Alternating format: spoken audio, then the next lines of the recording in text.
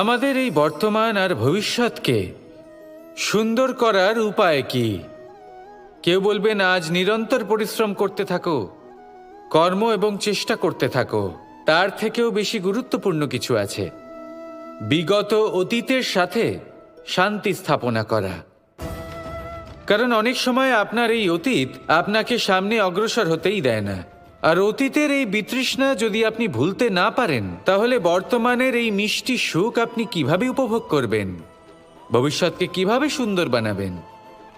তাই এই অতীতকে ভুলে যান, এর থেকে যা শিক্ষা প্রাপ্ত করার করে নিন, আর বর্তমান এবং ভবিষ্যৎকে আরো সুন্দর করে তুলুন। আর আমার সাথে ভালোবেসে বলুন, রাধা রাধা। জীবনে অনেক সময় আমরা সমস্যার জালে এমনভাবে জড়িয়ে পড়ি যে আমরা বুঝতেই পারি না যে আমাদের কি করা উচিত, কার সাহায্য চাইবো, কার সাথে দেখা করব, বুঝতেই পারি না।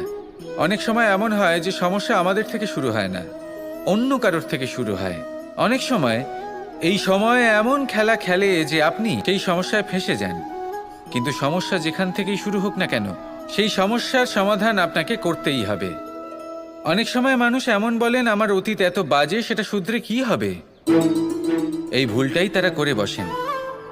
দেখুন, আগে যা হয়ে গেছে, যা শুধুই অতীত, যা সত্য তা কখনো বদলানো যাবে না। কিন্তু এটাও সত্যি যে এখন থেকে সামনের যে পথ, সেটাও আপনার হাতে রয়েছে। আপনি একে ভালোও বানাতে পারেন, খারাপও বানাতে পারেন। তাই আপনার এটা শুধরে নেওয়াই উচিত। কারণ মানুষ আসলে তার নিজের অতীতকে নয়, তার বর্তমানকে প্রভাবিত করতে পারে। এই বর্তমানই পরবর্তীকালে অতীত হবে, যা আপনি শুধরে নিতে পারেন। তাই আপনি সেই চেষ্টাই করুন, নিরন্তর চেষ্টা করুন। ধন্যাত্মক দৃষ্টিভঙ্গি নিয়ে নিজের বুদ্ধি প্রয়োগ করুন, সাহসের সদ্ব্যবহার করুন, যাতে আপনার আগামী সময় আপনি আরো ভালো করে তুলতে পারেন। আপনার সমাপ্তি আর সমাপ্তির পথে এই যাত্রা, তাকে আপনি সুখময় করে তুলতে পারেন। তাহলে এটাই করুন আর আমার সাথে ভালোবেসে বলুন, রাধা। মানুষের সবথেকে বড় শক্তি কি? তার বাহুবল, অর্জন করা ধন, নাকি তার পেছনে দাঁড়িয়ে থাকা তার সমর্থক বা প্রশংসকদের দল, নাকি ঈশ্বরের আশীর্বাদ? সেটা কি? মানুষের সবথেকে বড় শক্তি হলো একটাই, আর তা সকলের মধ্যে আছে। আর তা হলো তার নিজের অস্তিত্ব, যা অন্য কারোর মধ্যে নেই। সংসারে অনেক লোক রয়েছেন, কিন্তু কেউ আপনার মতো নন। এটা হলো আপনার শক্তি, এ হলো আপনার নিজস্ব শক্তি। দুর্ভাগ্যবশত বেশিরভাগ মানুষ এটা বুঝতে পারেন না, নিজের শক্তিকে চিনতে পারেন না। কিন্তু যদি আপনি চিনতে পারেন, তাহলে আপনি নিজের অন্তরে অনুভব করবেন একটা অসীম শক্তির অস্তিত্ব। যে সাফল্যের পথে আপনি চলছেন, আপনি দেখবেন যে এই সাফল্যের দ্বার নিজে থেকেই খুলে গেছে। শুধু প্রয়োজন হলো নিজের এই শক্তিকে চিনে নেবার, নিজের এই বিশেষত্বকে বোঝার। কারণ এই যে আপনার বিশেষত্ব, এ কোনোদিনও আপনার থেকে দূরে চলে যাবে না, চিরকাল আপনার সাথে জড়িত থাকবে। যদি আমি বাহুবলের কথা বলি, সময়ের সাথে সেটা চলে যাবেই।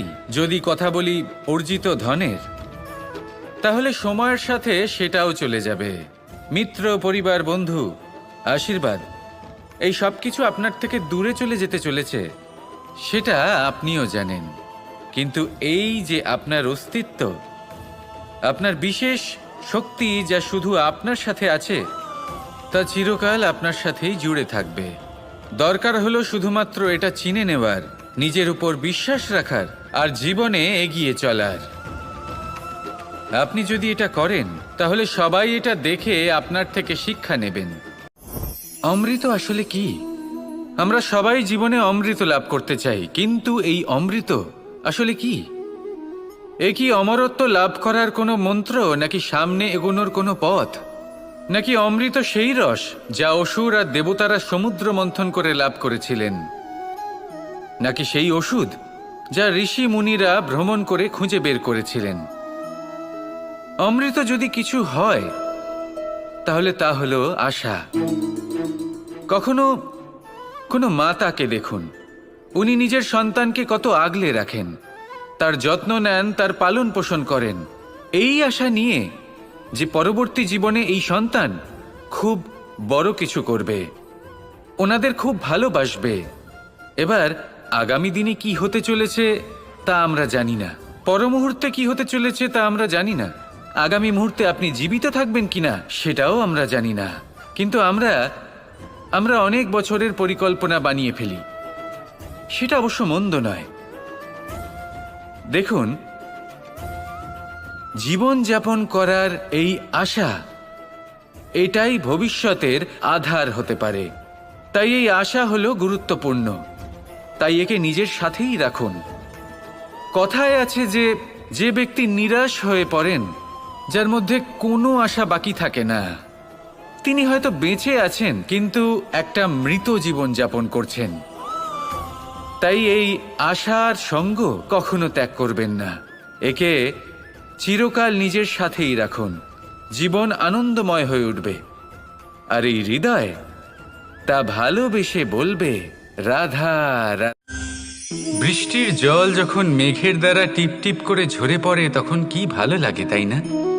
শুধু যে এই আবহাওয়া ভালো করে তুলে তাই নয়, এই মাটিতে সমাহিত হয়ে একটা অত্যন্ত সুন্দর গন্ধ উৎপন্ন করে। এই লতাপাতা, এই বৃক্ষ এদের জীবন দান করে, এদের পুষ্ট করে তোলে, আর তার সাথেই অনেক জীবের কল্যাণ করে। কিন্তু ভাবুন, যখন বজ্রপাত হয় তখন কি হয়? এই সমস্ত জলের ফোঁটা অনিয়ন্ত্রিত হয়ে যায়, একটা ভয়ানক বন্যার রূপ নিয়ে নেয়, যা শুধুমাত্র মহাবিনাশ করে। এর সারমর্ম কি? এর সারমর্ম হলো কর্ম করুন, কিন্তু তার নিয়ন্ত্রণ রেখে। যদি আপনি নিয়ন্ত্রণে না থাকেন, তাহলে আপনিও জীবনরূপী এই বর্ষার পরিবর্তে ভয়ানক বন্যার রূপ ধারণ করবেন। এবার বিকাশ ঘটাবেন নাকি বিনাশ, সিদ্ধান্ত হলো আপনার। যদি বিকাশ ঘটাতে চান, তাহলে নিজের কর্মের সাথে সাথে নিজের মনকেও নিয়ন্ত্রণ করতে শিখুন।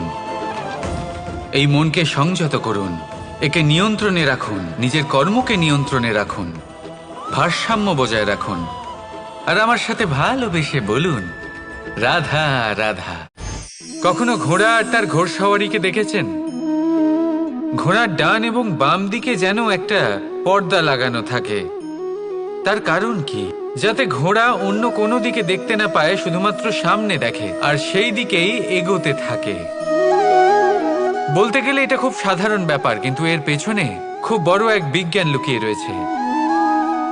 আপনি যদি জীবনে নিজের লক্ষ্যে পৌঁছতে চান, তাহলে আপনাকে এদিক ওদিক তাকানো বন্ধ করতে হবে, শুধু সামনে নিজের লক্ষ্যের দিকে তাকিয়ে থাকতে হবে। তখনই জীবনে সাফল্য লাভ করবেন। ঘোড়া তো শুধুমাত্র এক পশু, তার উপরে লাগাম পরাতে হয়, চোখের ডান এবং বাম দিকে পর্দা পরিয়ে দেওয়া হয়। আপনি হলেন মানুষ, আপনাকে লাগাম কে পরাবে? কেউ না, এটা আপনাকে নিজেকেই করতে হবে। মনের গভীরে প্রবেশ করুন আর আবেগগুলিকে লাগাম পরান, তাদের নিয়ন্ত্রণ করতে শিখুন। আর নিজের দৃষ্টি সামনে, শুধু নিজের লক্ষ্যের দিকে। মনে রাখবেন, যদি আপনার দৃষ্টি শুধুমাত্র নিজের লক্ষ্যে থাকে, তাহলে লক্ষ্য ভেদ অবশ্যই করবেন। যদি একাগ্রতা এদিক ওদিক চলে যায়, তাহলে লক্ষ্য হারিয়ে যাবে। রাধা রাধা। রাজ্য, শাসন, সাম্রাজ্য, সংস্থাপনা, এগুলিকে সফল কখন বলা যেতে পারে? কোনো কোনো বুদ্ধিজীবী বলেন তখন যখন চারিদিকে শান্তি থাকে, কারোর মনে কোনো প্রশ্ন থাকবে না, শঙ্কা থাকবে না। কিন্তু আমার মনে হয় এটা অনুচিত। কোনো রাজ্যের পক্ষে বা কোনো শাসনকালে সবথেকে বড় সংকট তখন আসে যখন সবথেকে বেশি যোগ্য ব্যক্তি বা সবথেকে বেশি বিদ্বান ব্যক্তিও শুধু মুখদর্শক হয়ে বসে থাকেন। মনে প্রশ্ন আসতে থাকে কিন্তু জিজ্ঞেস করেন না, শঙ্কা উৎপন্ন হয় কিন্তু ব্যক্ত করতে পারেন না। এটা খুবই অনুচিত। এই যে প্রশ্ন, তা আসা খুব ভালো। এই প্রশ্ন অকারণে আসে না, কোনো সমস্যার কারণেই আসে। এই প্রশ্নের দ্বারা আপনি সেই সমস্যাগুলি দেখতে পাবেন যাতে আপনি এতদিন অনভিজ্ঞ ছিলেন। আর যত প্রশ্নের নিবারণ আপনি করবেন, ততই আপনার রাজ্য, আপনার শাসন আরও শ্রেষ্ঠ হয়ে উঠবে। এই প্রশ্ন, এই শঙ্কা, এগুলো আপনাকে সমাধানের চূড়াতে অবশ্যই নিয়ে যাবে। সেই জন্য না প্রশ্ন করা অনুচিত, আর না শঙ্কা ব্যক্ত করা অনুচিত, আর না তিনি মূর্খ যিনি প্রশ্ন করেন, শঙ্কা ব্যক্ত করেন। তাই এনাদের কখনো দূরে করে দেবেন না, এনাদের নিজস্ব মতামত রাখতে দিন। যখন সবাই মিলে একমত হবেন, তখন নিশ্চিত রূপে বলা যায় যে এই রাজ্য, এই শাসন, এই সংস্থাপনা সাফল্যের শিখরে রয়েছে। তাহলে আসুন আর আমার সাথে ভালোবেসে বলুন, রাধা। প্রকৃতি, নিয়তি কখনোই কারোর সাথে পক্ষপাত করে না, প্রত্যেককে জীবনদান দেয়, সমান সুযোগ প্রদান করে। এটা সেই ব্যক্তির উপরে নির্ভর করে যে সে কিভাবে তার থেকে লাভবান হয়ে উঠবে। তার নির্বাচনের উপর নির্ভর করে, তার দৃষ্টিভঙ্গির উপর নির্ভর করে যে সে কতটা ধনাত্মক বা কতটা নেতিবাচক। দুই ধরনের মানুষ হন। এমন কিছু মানুষ হন যারা প্রত্যেক পরিস্থিতি, প্রত্যেক সমস্যা এবং বিপদে সুযোগ খুঁজে বের করেন। আর কিছু এমন মানুষ রয়েছেন যারা যে কোনো সুযোগে কোথাও না কোথাও থেকে একটা সমস্যা খুঁজে বের করেন। এবার আপনি কি চান? আপনি সুযোগ চান, তাহলে সুযোগ পাবেন। আপনি সমস্যা পেতে চান, সমস্যা তো আপনি চাইলেই খুঁজে পাবেন। চয়ন আপনারই, যে আপনি কতটা ধনাত্মক থাকতে চান, কতটা নেতিবাচক থাকতে চান। ধনাত্মক থাকুন, জীবনে সব কিছু সম্ভব হবে। আসুন আর আমার সাথে ভালোবেসে বলুন, রাধা রাধা। যখনই আমরা কথা বলি জলরাশির বিষয়ে, যখন আমরা তুলনা করি, তখন আমাদের খুব ভালো লাগে মিষ্টি সরোবর, পুকুর, নদী। আর আমরা অপেক্ষা করে থাকি সাগরের জন্য, সমুদ্রের জন্য। কেন করি? কারণ এই সাগর, এই সমুদ্র, এ হলো অত্যন্ত বিশাল আর ভয়ানক। এর জলও কিন্তু নোনতা, যা আমরা পান করতে পারি না। কখনো ভেবে দেখেছেন এই সমুদ্রের অন্তরে এই নোনতা জল, এই নোনতা ভাব, এটা আসে কোত্থেকে? এই যে সমুদ্র, যে প্রবাহমান নদীর থেকে যে খনিজ নির্গত হয়, তার ভান্ডার হলো এটা। সেই খনিজকে নিজের অন্তরে গ্রহণ করে, সেই নোনতা ভাব নিজের মধ্যে সমাহিত করে, আর তারপর সেই নোনতা জল বাষ্পে পরিণত হয়ে ওপরে উঠে যায়, যা মেঘ হয়ে আপনার ওপর মিষ্টি বৃষ্টি হয়ে ঝরে পড়ে। এ হলো সমুদ্রের ত্যাগ, যার জন্য আপনি মিষ্টি জল পান করতে পারছেন, সে নদী থেকেই হোক বা সরোবর থেকে। সেই জন্যই হয়তো সাগর হলো এত মহান, হয়তো সেই জন্যই রত্ন সাগরে পাওয়া যায়। তাই মনে রাখবেন, ক্ষমতা তারই হয় যে ত্যাগ করতে জানে, কোনো বিষকে নিজের মধ্যে ধারণ করে নিতে জানে। তাহলে আপনিও এটাই করুন, এতটাই শক্তিশালী হয়ে উঠুন, আর আমার সাথে ভালোবেসে বলুন, রাধা রাধা।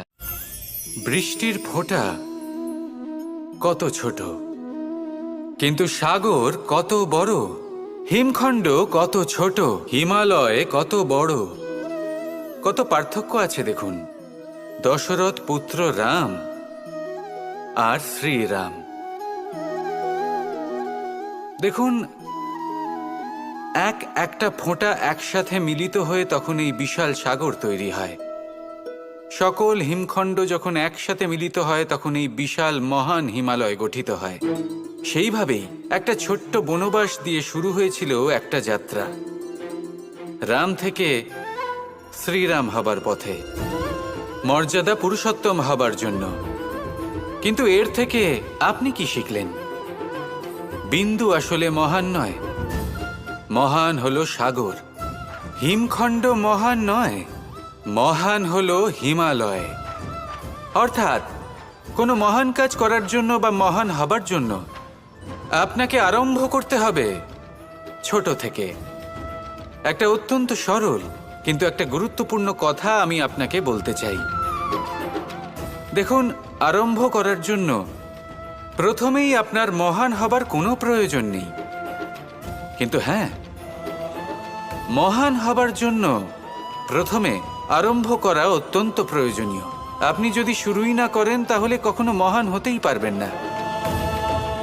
প্রকৃত নিষ্ঠা দ্বারা আরম্ভ করুন।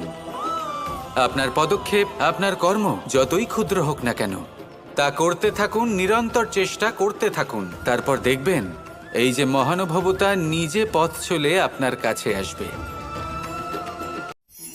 জীবন, এই জীবন আসলে কি? এ হলো জন্ম থেকে মৃত্যু পর্যন্ত এই সময়। কিছু মানুষ এটা বলে থাকেন যে এই যে নিঃশ্বাস নিচ্ছি, এই হলো জীবন।